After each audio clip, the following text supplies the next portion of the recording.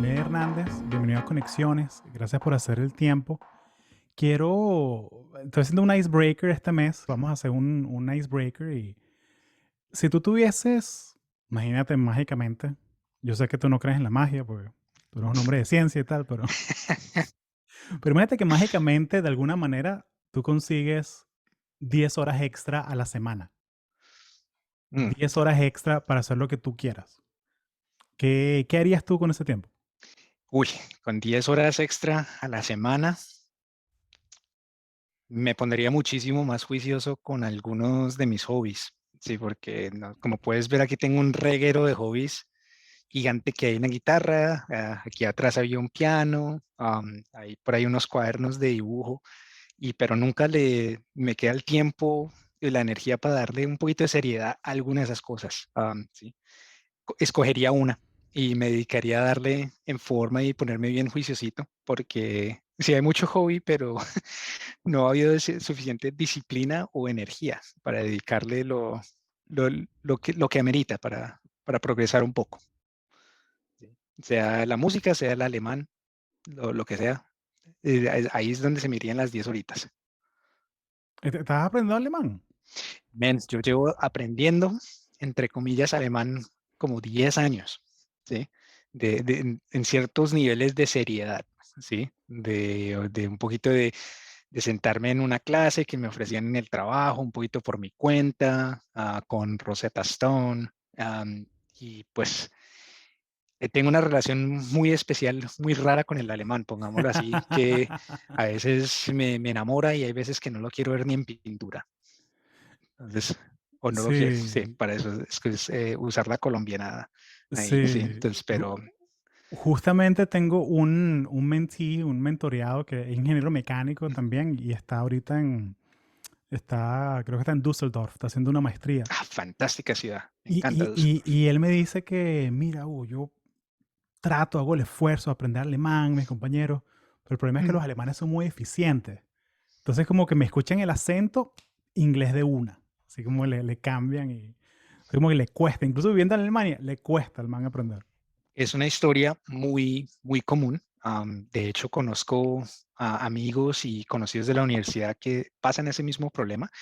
Y ahí es donde yo diría que los bilingües, desde un comienzo, tenemos una gran ventaja. Y la ventaja es que si te hablan en inglés, te haces el pendejo y no les hablas en inglés, les hablas en español y así quedaron porque muy poquitos hablan español. Los Claro, he conocido, pero esa es la estrategia que yo usaría si estuviera en esa situación. claro. Sí. Oye, buenísimo. Y bueno, cuéntame un poquito sobre ti.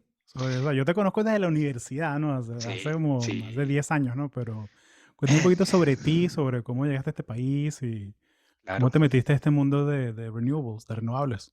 No, bueno, pues muchísimo gusto, primero que todo, Guito.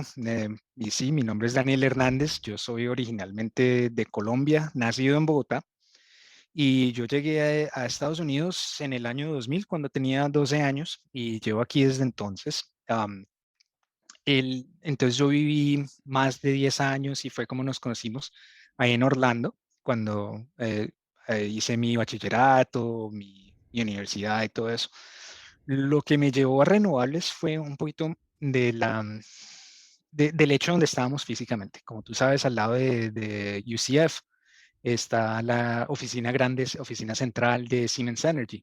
¿Sí? En ese momento yo tuve la entrada de hacer una pasantía ahí con ellos desde mi tercer año de universidad y al mismo tiempo, en ese momento no había pasado tanto desde cuando Siemens adquirió una compañía que se llamaba Bonus AS, que es una compañía danesa que eventualmente se volvió Siemens Wind Power.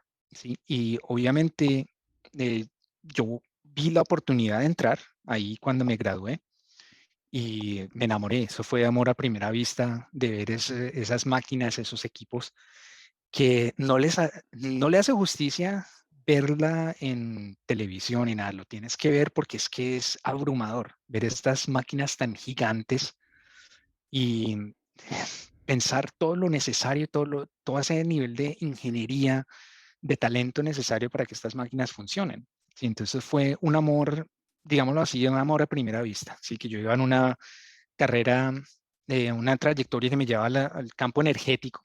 Y cuando tuve esa primera experiencia de ver un fotovoltaico, una turbina eólica, me enamoró. Y entonces así fue que entré.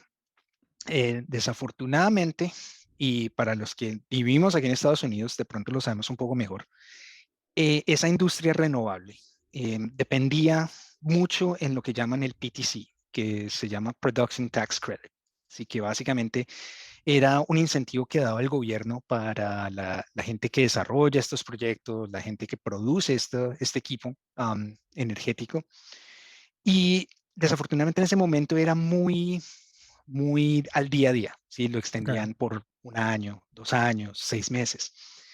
Y precisamente en esa entrada hubo un momento donde no lo renovaron y a mí me tocó salirme de la industria y me quedé en el campo energético. Entonces, cuando yo entré en el eólico, yo era lo que llaman un siting engineer, que básicamente es un ingeniero que revisa la propuesta de cómo se va a diseñar el parque eólico, dónde se ponen las turbinas y hace chequeos de revisión técnica de básicamente puede la turbina sobrevivir las condiciones de diseño por X tiempo y cuánta energía se puede producir en ese tiempo, que es lo que a la hora de la verdad le importa a la gente que desarrolla estos proyectos. Entonces yo, cuando me tuve que salir por las cuestiones del PTC que no lo renovaron, seguí como en ese ámbito de rendimiento de las turbinas y lo hice en ciclo combinado, ¿sí? Lo que llaman el bottoming cycle, las turbinas de vapor. Lo hice año y medio, 2 años más o menos. Y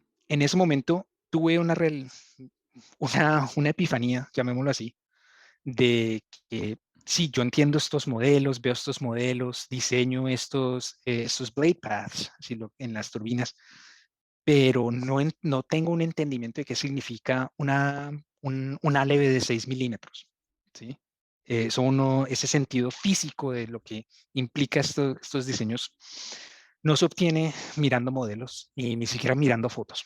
Y fue cuando me apareció una oportunidad de reubicarme de Orlando a Charlotte, donde vivo en este momento desde el año 2013. Y entonces me vine aquí a trabajar en la planta de manufactura en generadores. Sí, en estos generadores grandes, que es como el equipo convencional que se usa. Pero fue una experiencia fantástica de ser ingeniero de manufactura, porque era manos a la obra, literalmente de Claro, no, no es producir un libro, no es una no es un libro. computadora, estás viendo ahí Eh, la Sí, turbina en persona, ¿no? Que es sí, lo... viendo todo ese equipo en persona, en mi caso, pues viendo los generadores, pero lo fantástico aquí en Charlotte es que tú cruzabas una vía y estabas en la fábrica de las turbinas de gas. En el mismo edificio donde se hacían los generadores, se hace las turbinas de vapor también. Entonces, todo eso en un mismo sitio lo puedes ver. Entonces, te da un aprecio gigante de todo el esfuerzo que se requiere para que se hagan estas cosas. Y lo más importante que aprendí a ver en ese rol es ver cómo, cómo se diferencia la intención de diseño de un ingeniero contra cómo de verdad se hacen las cosas, ¿sí? Claro, sí, sí, sí, como el que diseña el arquitecto y el obrero que está El construyendo obrero, el exacto, edificio, ¿no? O sea, eso es exacto, como, sí, sí, que y pasa en eso, todos niveles, o sea, que tengo amigos en NASA que me cuentan que, ah, sí, no, eso es lo que ellos diseñan ahí, pero en verdad el remache es así, caca, exacto, exacto. Y me encanta saber que es una experiencia común que todos tenemos, Ujú. porque fue un poco abrumador la primera vez que vi un dibujo y vi cómo los estaba haciendo y no había ningún sentido porque eran tan distintos. Y luego entender, bueno, es que los hemos hecho así durante los últimos X años y no ha pasado nada. Entonces yo, bueno, pero eso me dio un gran aprecio de la importancia de tener un alineamiento entre manufactura e ingeniería. Sí, es Ujú. cuando entramos en estos conceptos de IPTs, Integrated Project Teams, o equipos de proyecto integrados, lo que llamamos que es básicamente tienes todas las disciplinas juntas, con eso tienes una vista más holística de cómo estás desarrollando estos proyectos y eso te da es de verdad lo que yo más he aprendido en mi carrera es estar donde se producen las partes y estar con una conexión clara al equipo de diseño. es lo más valioso que yo he tenido en mi carrera, diría yo. Y parte de lo que estábamos hablando antes era qué recomendación se le tiene a cualquier ingeniero, más en el ámbito mecánico, eléctrico, más tradicional de Sí. ingeniería. No, bueno, las cosas de verdad, ¿no? Porque aquí ha venido mucho ingeniero que hace software que, mira, que no corre. Lo peor que puede pasar es que, bueno, no corre el programa y ya. O sea, la eh, aplicación no corre, se te guinda, tienes que reiniciar el teléfono. Pero para ti no. Para ti no. La turbina la hiciste de 8 milímetros en vez de 7. Ok, van a rodar cabezas aquí en... Sí, van a haber problemas y bueno, en mi ámbito de generadores es cuando vemos y yo sé que vas a entender esto, el Magic Blue Smoke, Ah, claro. el humo mágico azul, cuando, Sí, cuando sí, algo se cuando quema. al chip al generador se le quema, se le sale el humo mágico, ya perdió todo. No, Hasta ahí no hay manera de llegamos, metérselo carnal. de nuevo. Exacto, y esos son problemas bastante serios. Pero bueno, de todos modos hice el trabajo de manufactura y me moví un poquito a diseño. Entonces, usando bastante lo que aprendí en manufactura y más aplicándolo en diseño pues con esa conciencia de qué implica construir estas máquinas. Creo que eso lo hace uno un mejor ingeniero de diseño. ¿Sí? Entonces, en tiempo total de fábrica, en manufactura y diseño, pasé 6 años. ¿Sí? Un Y tiempo. sí, bastante tiempo. La mejor escuela que yo pude haber tenido, pongámoslo así. Em, y en ese a pasada de tiempo me di cuenta de la triste realidad cuando, me refiero en el sentido de ingeniero, que uno cree que todo es técnico, sí, es lo que define todo. Desafortunadamente no lo es. También es ventas, también es Ujú. gerencia de proyectos, aspectos legales. Y Sí. sí, yo me encontré, pues, Incentivos. ¿Dónde están los incentivos. incentivos? Exacto. Y fue así que me di cuenta que no resulté tan malo para apreciar esos temas y me apareció una oportunidad de moverme a una auditoría, a un rol de auditor. Y entonces yo hice ese rol de auditor 2 años y medio y lo empecé en octubre de 2019. Entonces lo Antes que hice el mundo bien cambiara. antes de que el mundo se nos casi acabara encima. Y entonces lo hice 2 años y medio en una función de auditoría interna para Siemens, que es un poco híbrida en el sentido de que se parece bastante a lo que hacen los Big Fours de Ujú, ujú. consultorías. Y, Entonces tú eres la persona favorita de todos los equipos, ¿no? ¡Ay, llegó el auditor! ¡Qué bueno! sí, sí, Saca no. el pastel y abre la Sí, champaña. claro, señor auditor, ¿cómo está? Muy bien. Por favor, no revise debajo de esta mesa, que es donde están todas Los las esqueletos deficiencias. guardados. No, no, no. Exacto, sí, pero entonces en ese ámbito de auditor fue fantástico estar metido porque eh, a lo que me refería, a lo que te daba el aprecio de la Ujú, importancia de los aspectos técnicos y legales, yo no sentí temor y no siento temor de hacer las preguntas estúpidas, llamémoslo así, entre comillas, sí, que son las preguntas obvias, que es bastante lo que uno aprende en manufactura, digo, que hay veces que es muy importante repetir y hacer las preguntas básicas para ujú, asegurarnos que todos estemos en el ámbito. Y lo que me funcionó bastante en ese rol de auditor fue ser humilde, ¿sí? No llegar como la gran cosa y que pues yo soy el auditor y todo, pero llegar como a hablar persona a persona, ¿sí? Es el poder mágico que le recomiendo a cualquier ingeniero. Recordar que todos somos personas, todos somos, si somos humanos y tratarnos, seguir el Golden Rule, la regla de oro. ¿Sí? Incluso en un ámbito cuando hay un diferencial de poder, llamémoslo así, ujú. es lo mágico y no hay que sentir temor y solo recordar que somos humanos. Y de vuelta a lo que estábamos hablando de cuando me preguntaste de las 10 horas extra y yo te mencioné el alemán, en ese rol de auditor, yo tuve mucha experiencia con clientes en Alemania, ¿sí? Y dada mi experiencia técnica y todo eso, me ponía en toda la temática técnica de manufactura. Y cuando tú haces esas auditorías, generalmente el equipo de manufactura no habla inglés, sí, pongámoslo así. Y entras tú con ese alemán barato que has estado fomentando por 10 años mal hechos, pero muestras esa humildad y ese calor de gente. ¿sí?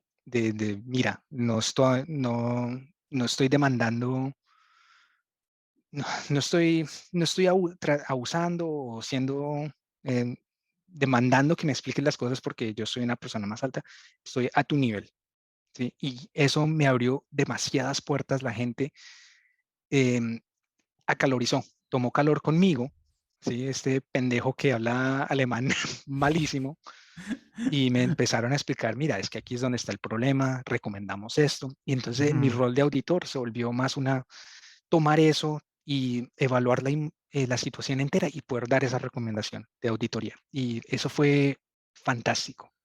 Lo recomiendo muchísimo. Recordar que ujú. todos somos humanos, porque eso me abrió muchísimas puertas y me hizo que, pues si lo ponemos frío, me hizo quedar muy bien en mi capacidad de auditor.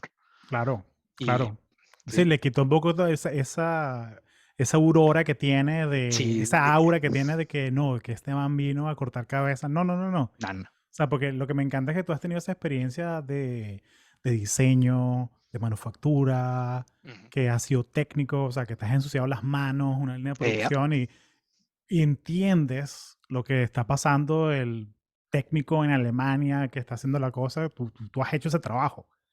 sí, Entonces es más fácil y como que hay más una empatía, o sea, una exacto, empatía. es una De que yo, empatía. yo, yo, yo, yo sé que tú has cortado, o sea, has agarrado atajos por aquí, los atajos seguros, los atajos que tú conoces por tu Mm, experiencia, pero estoy aquí para entender dónde están los problemas sí, que tú sabes más que yo en eso. sí.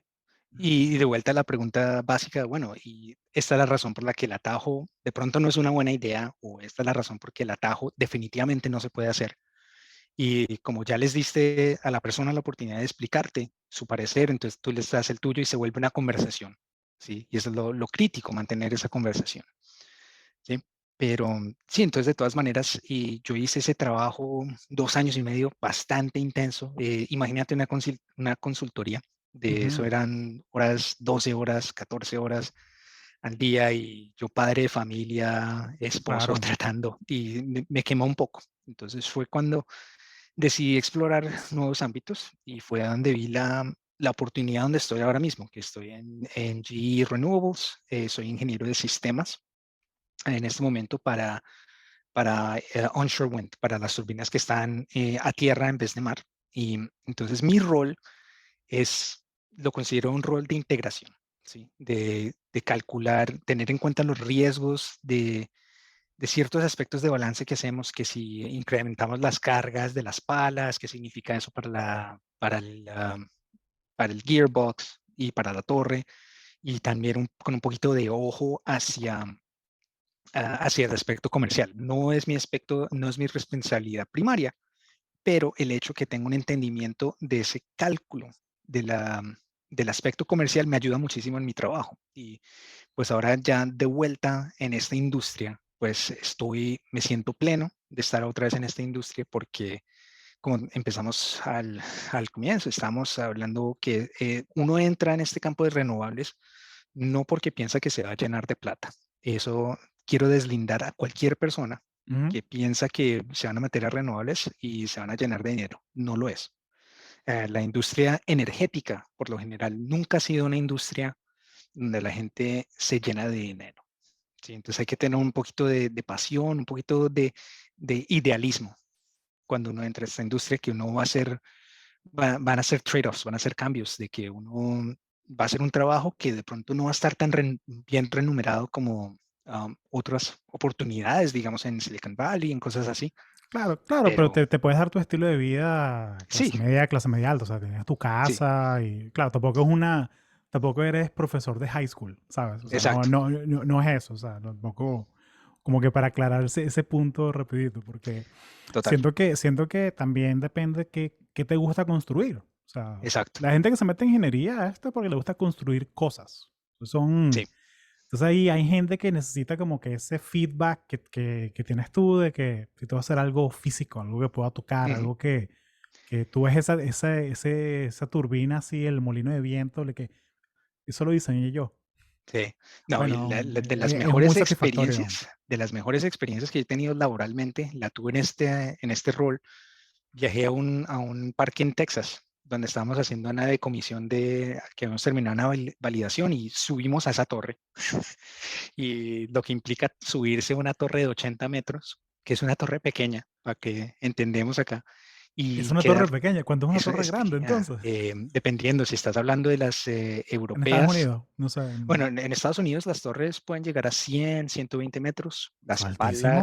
sí, y entonces, pero las como en el área donde estoy de servicios es, digamos, 80 metros es como la norma, pero imagínate subirte una escalera de 80 metros. ¿Sí? Y algunas de estas turbinas tienen el equipo de asistencia para alzarte y yo peso 185 libras y 185 libras subiendo es brutal. Pero Sí. todo eso va a llegar al nacelle y luego mirar y salir, estar parado sobre la turbina y ver esas vistas. Es de lo que estabas hablando de tocar, de sentir, lo hace, ay, es lo más cercano a una experiencia religiosa que yo he sentido, de estar ahí parado y ver ese horizonte lleno de turbinas y sentir ese ambiente y sentir esa paz y sentir esa sensación de que estoy haciendo algo que vale la pena, que siento que vale la pena. Claro, Sí, claro, no lo cambiaría por nada del mundo y por eso es que sigo en esta industria. claro. Sí, porque tienes esa satisfacción y como esa curiosidad de niño, ¿no? Sí, ay, Dios. Es Es, como, sí, es como un amigo en común que tenemos que trabaja en Ford, pero él ujú, nació así con los Matchbox, con los carros desde niñito así, y como que su sueño era hacer eso y ahora trabaja en Ford diseñando carros y, ¿sabes? Como que esas cositas, esa como de niño que uno quería ser bombero y sí, lo puedes hacer, puedes serlo, sí, ¿sabes? claro, total. Cuéntame un poquito, o sea, las torres, o sea, donde están las eólicas, o Ujú. sea, ¿cómo escoges dónde poner una? O sea, porque como Bueno, que, porque, o sea, obviamente, porque hay muchas vainas, como de cuántos años va a estar ahí, es rentable, no es rentable. O sea, ¿cómo escoges eso? O sea, am, sé que es podrías una hacer respuesta, sé que podrías hacer como que un libro sobre esto, una daría, cátedra. daría para una tesis de doctorado, pero Sí, como que, no, ¿qué tienes en cuenta? básicamente hay que tener en cuenta el recurso eólico, ¿sí? Básicamente está soplando el viento bastante, sí o no, o cuánto está soplando el viento, es parte uno. Parte dos es terreno, ¿sí? Estás en un sitio donde la turbina puede resistir las cargas que van a ocurrir durante su vida, y la vida es más o menos estándar, generalmente están diseñadas a 20, 30 años cuando son nuevas. Pero, y aquí es el ámbito más interesante, me parece a mí, es todas las variables que uno no, como ingeniero, no piensa, ¿sí? Que digamos, la turbina puede estar, y me pasó a mí en mi primer trabajo como siting engineer, que yo me decía, miraba dónde ponía el cliente la turbina, y me decía, aquí es donde la tengo. Y yo le digo, bueno, si usted la mueve 500 metros para acá, se eliminan todos los problemas de carga que veo, le va a producir más, muévalo. Y luego, cuando sometía a eso, me decían, no, absolutamente no. Y yo, ¿pero por qué? Porque es que el dueño de esa propiedad, y estamos pensando aquí en Estados Unidos, no está de acuerdo con mover, no me va a vender la tierra. Ojo, un aspecto muy interesante que me pasó a mí una vez fue, no, que si yo muevo esta torre 500 metros, ahora estoy en el flight path del FAA, que tienen un radar.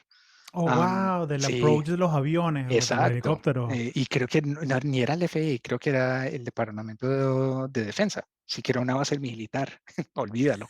Sí, no, no, no te metas con... Exacto. Pero Claro. aspectos así, digamos, y también hablemos de lo ambiental. Hay áreas protegidas donde estas turbinas no se pueden poner. Digamos, si son tierra protegida, bosques protegidos, que es una Sí, hay pájaros, hay fauna pájaros. protegida que... Sí, o en sea, ejemplo, en Alemania el problema ahora es más porque esa es la diferencia de Europa a Estados Unidos. Nosotros, aquí la tierra es barata, entonces no necesitamos máquinas tan grandes. En Europa, conseguir acceso a la tierra es más difícil. Entonces, las ujú. máquinas que se venden en Europa, lo que llaman land constraint, son máquinas gigantes, máquinas de 150, 200 metros de altura de la torre, Wow. con palas de 150, con rotores de 160 metros, más o menos, porque necesitan sacar todo el jugo que pueden de una sola máquina. Pero entonces el problema en Alemania es esos accesos a tierra, sí, que no sé, que es muy difícil, son áreas protegidas y son justamente protegidas, llamémoslo así. Entonces son todos esos aspectos que uno como técnico, pero es que solo necesito mover 500 metros, no jodan. Pero hay razones muy válidas. Claro, claro. No, estoy seguro que esa es una conversación que tiene toda la gente de los utilities cuando están Sí, cavando que, ¿por qué tienen que poner la fibra óptica aquí, vale? La mueven 10 centímetros para acá y que no, no, no, pero me choca con el agua potable o exacto. ¿sabes? Como que es y eso es el rol que tú ves ahorita, que es como que de systems engineer, de los equipos integrados que están los eléctricos, con los mecánicos, con los Ujú, industriales, con el man que hizo la simulación, ¿sabes? exacto. Es como que nadie va a estar contento 100%. Esa, y fue las lecciones que aprendí en ingeniería y diseño, que me recuerdo mucho a mi jefe de ingeniería diciéndome, la decisión óptima es cuando todo el mundo está lo suficientemente encabronado, donde nadie está feliz y todos estaban encabronados lo suficiente. Sí, sí. El encabronado coefficient igual a alfa. O sea, multiplícalo por el... Correcto. Ay, qué buena esa vaina. Sí. Pero entonces, y me dijiste que me mencionaste lo de onshore, offshore. Ujú, Entonces, o sea, y completo ignorante, mi experiencia con las turbinas era verlas cuando manejaba de Oakland al South Bay. Hay como ujú, un núcleo ahí, un parque bellísimo en las colinas, bellísimo. ujú. Pero entonces en el mar, ¿cómo las ponen? O sea, en el piso del mar, están flotando, ¿cómo es eso? Hay algunas que están, y es donde se está moviendo ahora la industria offshore, que se está moviendo a turbinas realmente flotantes, ¿sí? Entonces, y desafortunadamente para los que están escuchando esto en audio no lo han, porque tengo aquí mi demo, estas turbinas Métanse al canal de YouTube en el link sí, en las notas del show y lo ven ahí la demostración del ya ingeniero pues, Hernández. sí. Entonces, esas turbinas offshore, generalmente las nuevas, como las que se están vendiendo, son realmente flotantes, ¿sí? Entonces tienen conexiones entre ellas que conectan esa red a la distribución de alto voltaje y todo eso. Pero las máquinas offshore más tradicionales, ¿sí? La diferencia, tienen una fundación que van de nivel de mar hacia abajo, Ujú. hasta el fondo del mar y están ancladas básicamente al fondo del mar, ¿sí? Entonces, eso técnicamente, imagínate, es de un aspecto, cuando lo vemos de temática técnica, es geotécnica. Estás posicionándote bien en un punto del mar. De materiales, el material que utilizas para esa fundación puede sobrevivir en el ambiente corrosivo del mar. Eh, es lo suficientemente estable para no causar problemas de estabilidad de la turbina, donde te empieza a hacer este movimiento lado a lado, frente a atrás, a Ujú. cierto nivel donde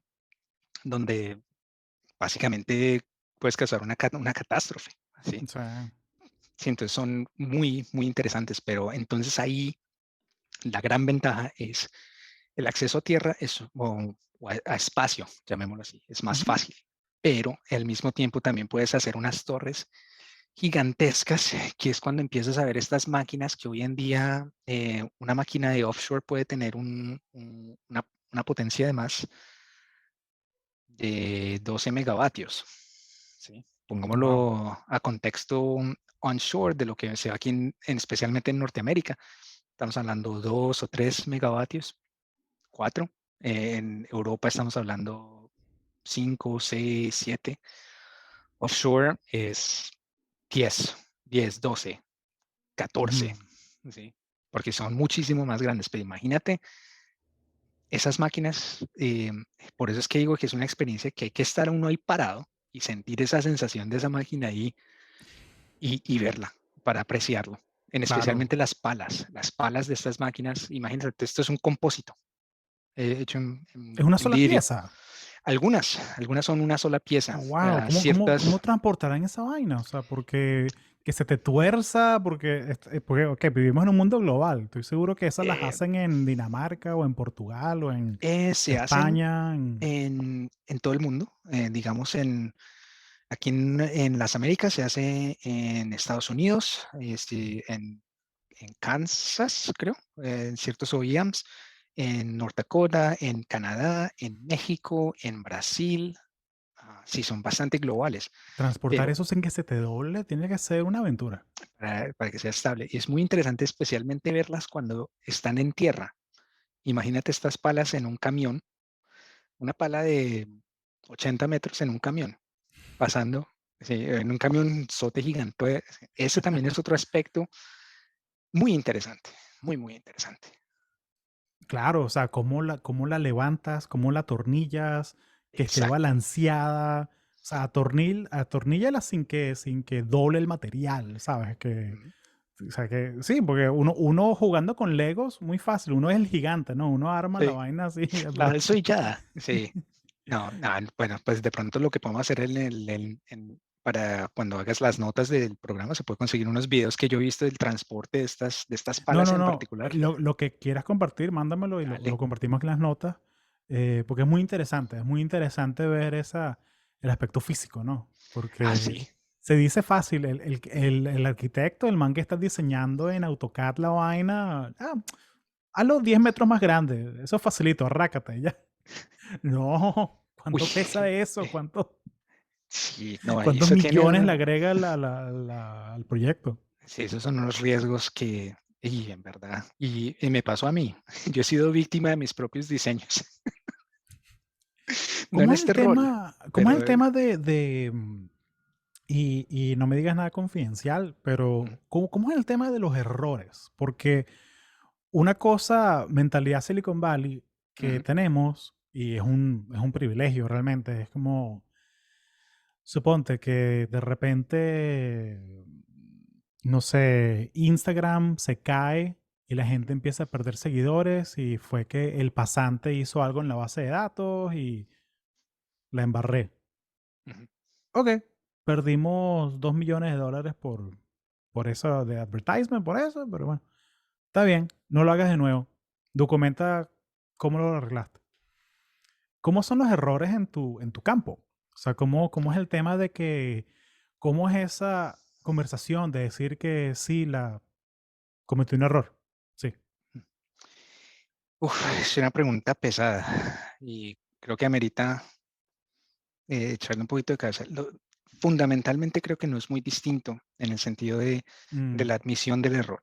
o sea, Y podemos tomarlo desde un ámbito personal y pequeño a un ámbito mucho más grande. Puedo compartir una volviendo al tema de los errores. Yo fui responsable de un componente que llegó a punto de asemblaje y cuando fuimos a hacer las conexiones, precisamente los tornillos, las tuercas que iban ahí, no entraban. Había uf. interferencia. ¿Sí? Y fue un error, y de vuelta a lo que estabas diciendo son 10 metros más, se ve bien en el CAD, lo puedo asemblar en el CAD.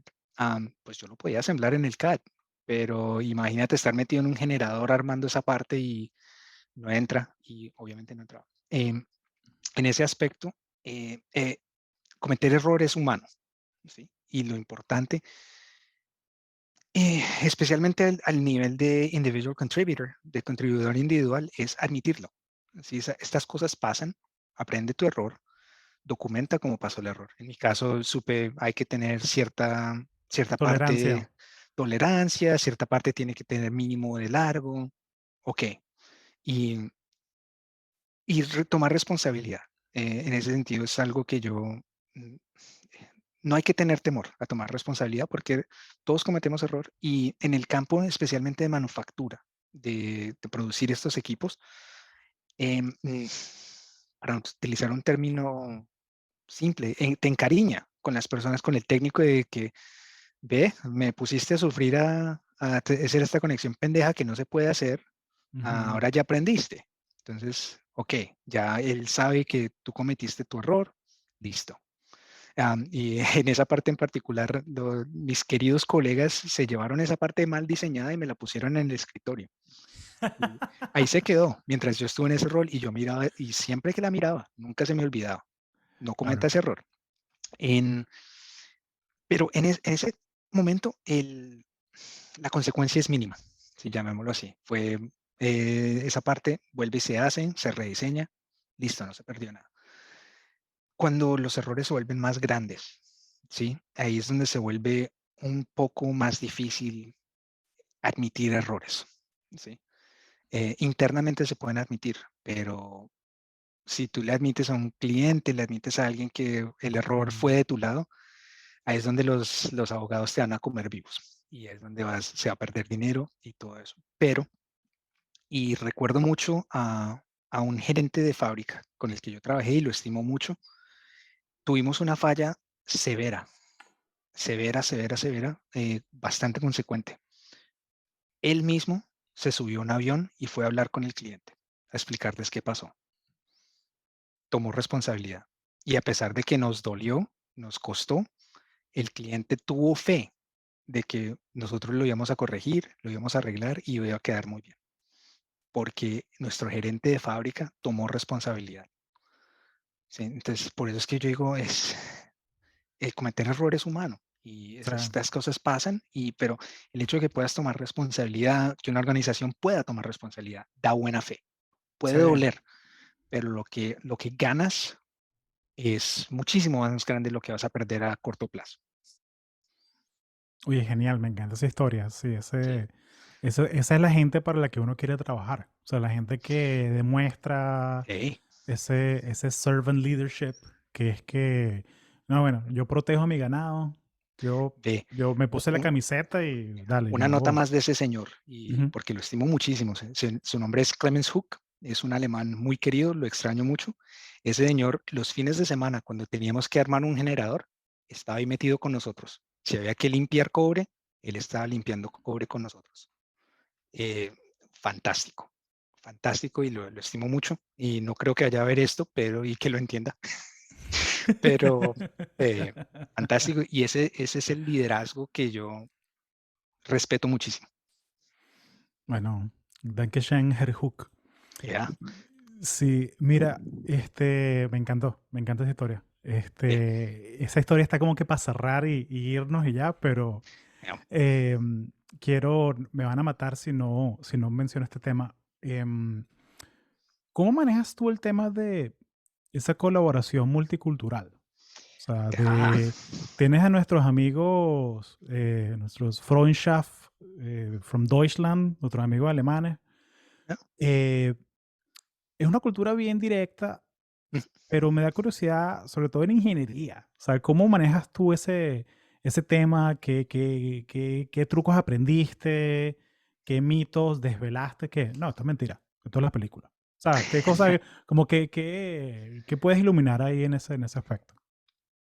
Em, Como estamos un poquito corto de tiempo, lo voy a poner de esta manera. Lo que es muy importante en un aspecto global, ¿sí? Y yo trabajé mucho con equipos alemanes, es recordar que todos estamos buscando la misma meta, todos estamos buscando la misma solución. Las dificultades o las fricciones empiezan cuando empezamos a debatir cómo resolvemos ese mismo problema, ¿sí? Y lo curioso, lo que me ayudó muchísimo con los colegas alemanes fue entender cuáles eran sus preocupaciones, cuáles eran las razones por las que eran tan rectos de que no, este es el material, este es el diseño, este es el componente. Y tratar de proponer ideas de cómo podemos encontrar una alternativa, ¿sí? Y si tú das la oportunidad de que expliquen su punto de vista y luego propones, ¿sí? Algo racional, ¿sí? Que empiezas, mira, este mismo material lo puedo conseguir acá, tiene el mismo rendimiento, podemos hacer la prueba para demostrar que tiene el mismo rendimiento. Listo, convencidos. ¿Sí? Listo, muéstrame los datos. Eso es Muéstrame los datos, demuéstramelo, es Ujú, lo ujú. clave. Am, de, lo que sí quiero deslindar es todos los que pensamos que los alemanes no tienen un sentido del humor. Tienen un sentido del humor fantástico. Me reí muchísimo y son gente muy cuando ya has estado en las trincheras, llamémoslo así, ¿sí? Que cuando uno llega siempre hay un poco de distancia, pero cuando te metes a las trincheras y demuestras que has estado en las trincheras con ellos, te hermandan, se vuelve una hermandad fantástica. Y de hecho, con algunos de los colegas que trabajan en ingeniería de generadores, sigo hablando con ellos, son panas fantásticos. Am, sí, porque comimos de la misma, pongámoslo así. Sí, Eso une a todo el mundo. sí, es la teoría universal de todos comimos de esta. Sí, pero no, y lo importante siempre es recordar que vas a la misma meta. Y para Ujú, un poco más de recomendación práctica, y me ayudó muchísimo a mí en mi carrera, hay veces que te ofrecen cursos de conciencia cultural, creo que se refiere, es ujú, entender ujú. por qué los colegas alemanes piensan de esta manera, por qué los colegas en India piensan de esta manera, cuáles son las diferencias en comunicación. Y simplemente estar consciente, no es que tienes que hacerlo así siempre todos los días, sino que recordar que ciertas comunicaciones tienen ciertos efectos y hay ciertas maneras de comunicarse y eso hace toda la diferencia.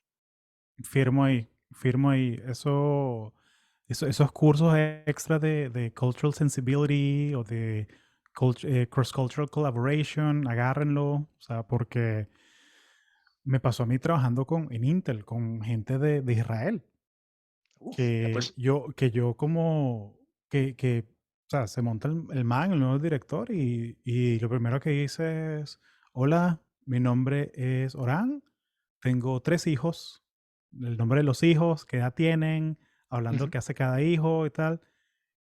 Y al final soy ingeniero de tal cosa. Este soy quien soy yo. O ujú, sea, como que de una, primero familia primero. Esa ya, experiencia muy curiosa que es they like to argue. Les gusta discutir, discutir, discutir, discutir. ujú. Pero cuando llega un momento en que tú dices, bueno, hay que tomar una decisión. Ahí como que se calman y es como que, ok, vamos a tomar la decisión. Para cuál lado vamos. Pero Ah, antes de eso es como una discusión, o sea, la cena de Thanksgiving con el tío demócrata y el tío republicano, que rácata, rácata, rácata, rácata, rácata, ¿sabes? Pero cuando hay que tomar una decisión, el tiempo se nos está acabando, ok, toman una decisión.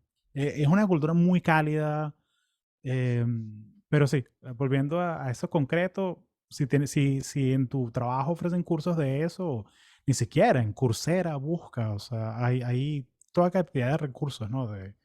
El tema de que hay culturas que tienen el tiempo más fluido, unas que tienen el tiempo más medido.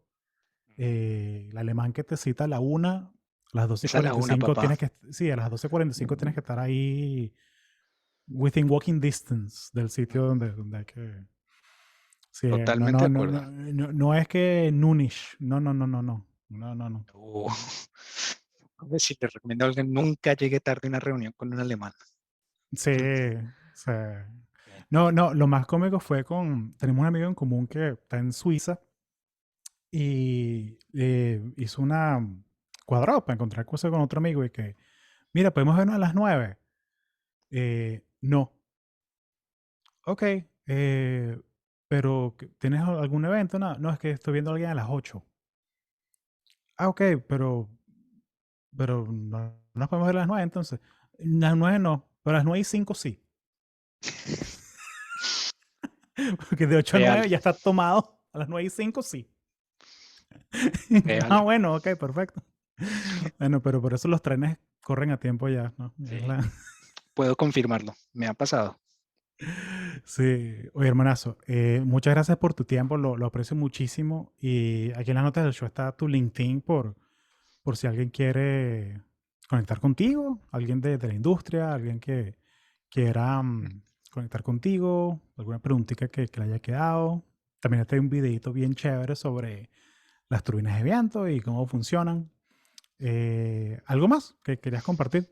No, no, muchísimas gracias a ti, Huguito. Me alegra muchísimo volver a hablar contigo y por esta gran oportunidad y obviamente cualquier persona que quiera contactar, el único favorcito es, ve, te vi en el podcast aquí de Hugo, con eso Ajá, por sé de dónde favor, vienes, por por favor. favor.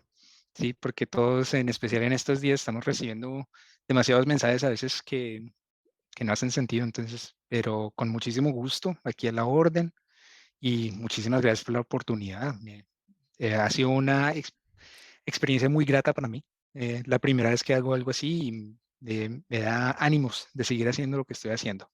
Bueno, a la orden. Estás en tu casa cuando quieras compartir algo más y cuando seas el Energy Czar de Estados Unidos, ahí te traemos aquí a la... Bueno, No, pero en serio, ya, cuando quieras compartir algo, a la orden. Aquí siempre, siempre a la orden. Este es un espacio para ti y para gente como tú, así que estás en tu casa. muchísimas gracias, Hugo.